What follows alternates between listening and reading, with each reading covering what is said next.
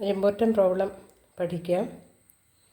If Sn, the sum of first n times of an AP is given by Sn is equal to 5n square plus 3n, then find its nth time.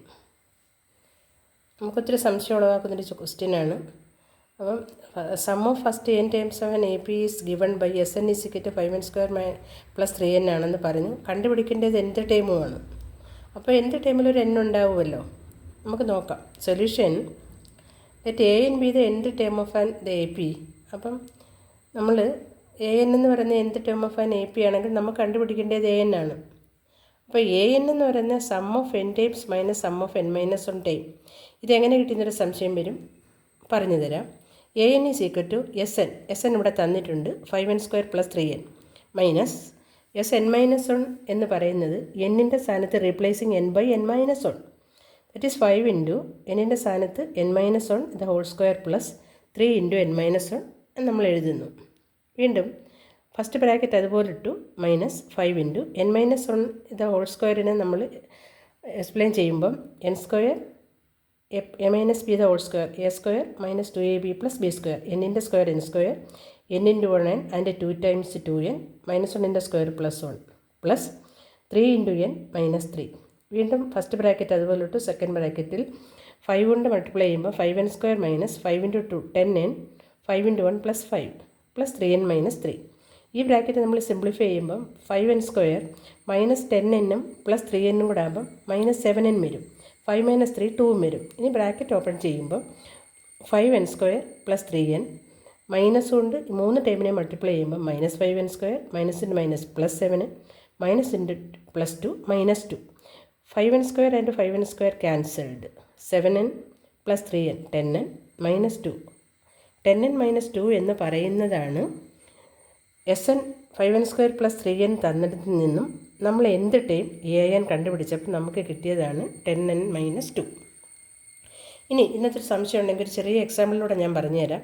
നമുക്ക് തന്നിട്ടുള്ളത് Sn എന്ന് പറയുന്ന 5n square plus 3n ആണ്. ഇതല്ലാതെ നമുക്ക് equation simplify ചെയ്യാം. അത് കുറച്ച് ലോങ് പ്രോസസ്സാണ്. സിമ്പിളായിട്ട് പറഞ്ഞാൽ Sn 5n square plus 3n ആണ്.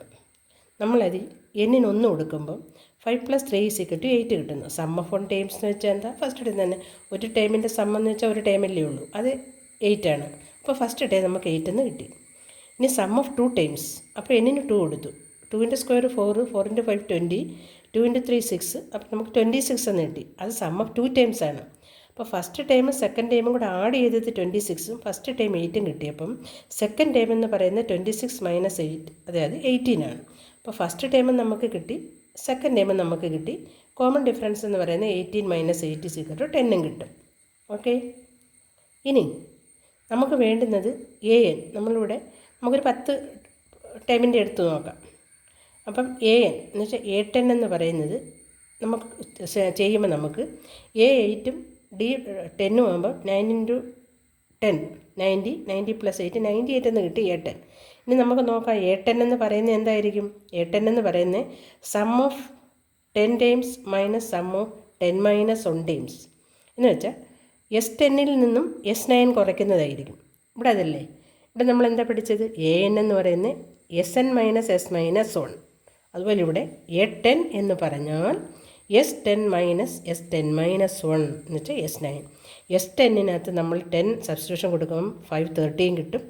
S9 നമ്മൾ 9 സബ്സ്റ്റിറ്റ്യൂട്ട് ചെയ്യുമ്പം 432 കിട്ടും. 530 മൈനസ് 432 ആണ് 98.